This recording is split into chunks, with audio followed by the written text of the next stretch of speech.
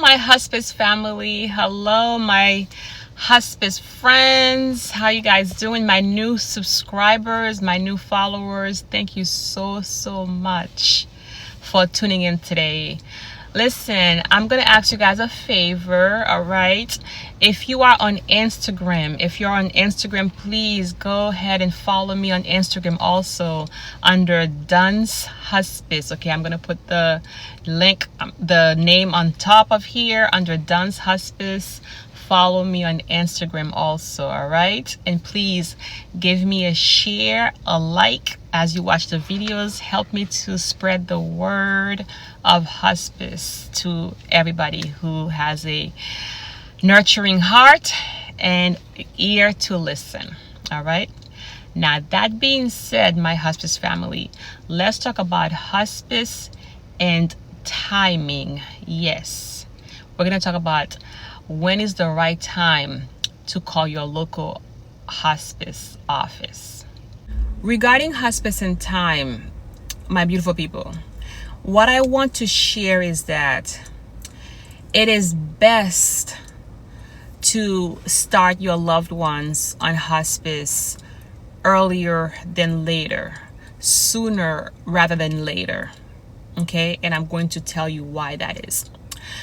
Oftentimes, when I go into a home to do a pronouncement, okay, as a hospice nurse, as a hospice registered nurse, one of our main job skills is we go into the home when the patient has passed, and then we will do a pronouncement, like we will pronounce you dead.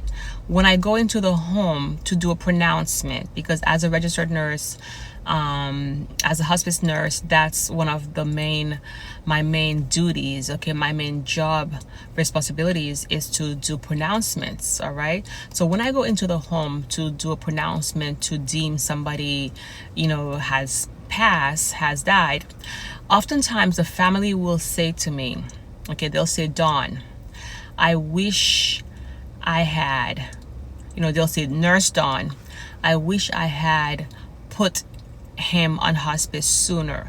I wish I had put her on hospice sooner. I wish I had put mom on hospice sooner, dad on hospice sooner, my husband, whomever has passed. And the reason why it's best to put the patient under hospice sooner than later is because of all of the added benefits that hospice provides. Okay, and I'm going to talk about that too, because the longer we wait before we put our loved ones under hospice, it's like we're playing catch up. We don't have enough. It's like we did not get enough time to really get to know them, to really form a bond, to really be there to support the family. Okay, granted, we will do 100%. We always do our 100%. We always give it 100% when we are at the house, when we are at the nursing home, wherever we are taking care of the patient. We always give it our best. But think about it. The more time you spend with somebody, the stronger, the relationship will be. Okay, the stronger you'll be able to, the more time that gives a person to focus on quality. Okay, the person will have a better quality of life. Okay, so for example, let me give you guys an example. You'll get a hospice nurse 24 hours. Anytime there's a problem, you could always call. Somebody will come to the house, okay, to help you out. Most often when you are under hospice care, especially if if your loved one is diagnosed with cancer, they will have stopped all aggressive treatments. No more chemotherapy, no more radiation. And as you guys well know, the caregivers out there, and let me know, when we take chemotherapy, when you take radiation, things like that, not only does it destroy the cancer cell, it also destroys your good cells too. Because the chemotherapy destroys the good cells, that means the patient is having these adverse effects, these adverse symptoms, like nausea, extra tired, fatigue, vomiting, just not feeling good at all, weakness, extreme weakness, sometimes, their skin, it impacts their skin, you see. So there are quite a few symptoms that's non-desirable that they will get from the radiation or the chemotherapy. But whereas if the family were to accept the fact that there's no treatments for the illness sooner, then that means the hospice team, we could come in, we could focus on giving the person the best quality of life that he or she can have, even if it's just for 1 month. So that is 1 month without you needing to go to the hospital. That will be 1 month without you needing to have tubes put down your mouth, your chest, your arm. Okay, that is 1 month without feeling like you're all alone for the caregivers, because social worker will be coming in. The social workers, the bereavement, chapel, we have hospice aides. Okay, that is 1 month where we could have a hospice aide in your home 5 days a week to help to bathe Mr. Smith. Okay, to help to give Mr. Smith a shower. Okay, to help with all of that.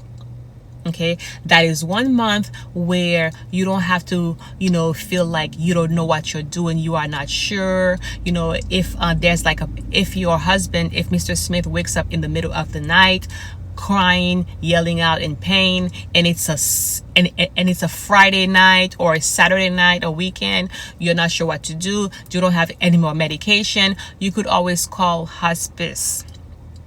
You see, my beautiful people, you see, are we following? So please, I strongly encourage, okay, do not wait till the person is on their deathbed. Don't wait until they're on their deathbed, okay, before you call hospice.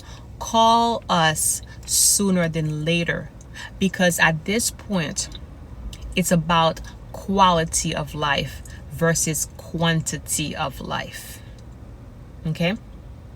And I wrote a hospice book, and I talk about that in my hospice book.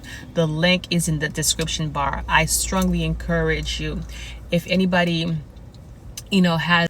I wrote a book, okay, and in my book, I talk about and I give examples, all right, of what it is to focus on your quality of life versus quantity, okay? So my hospice family, talk to me. Who among you, who here as a healthcare person or as a caregiver, who has experienced this, okay? Who has experienced taking care of somebody who's at end of life, who has died, and you wish that you had called hospice sooner? Now the other thing is that sometimes the doctors will give families false hope. Okay, I call it false hope, because they know that the patient is too weak. They know for the treatments, okay, because sometimes our bodies are too weak for the treatments, and they know that they've exhausted everything. But because doctors are trained to cure, it's a curative approach, okay? Doctors have a curative approach. Hospice, we have a palliative approach. We have a comfort approach, all right? Two different things.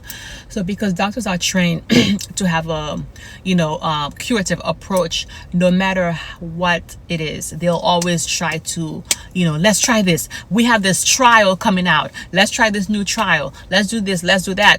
And then by the time the doctor call hospice, okay, the patient is basically unresponsive, have barely any life in them, okay? Whereas if the doctors would be honest with the family and say, we've exhausted everything, and I think the best thing to do is to go home and be comfortable. Go home, live the last few months of your life surrounded by your grandchildren, surrounded by your family. That would be a lot better, because then that person can have time for closures, okay? Can have time for closures. All right. That's what I wanted to share with you, my hospice family. Talk to me. Let me know if you have any questions. My hospice family, take care of yourself and of each other. Share the video, comment, let me know your thoughts, all right? Let me know any topics you'd like me to talk about. And I love you with the love of Jesus Christ. We are doing God's work. That's right. See you in the next video.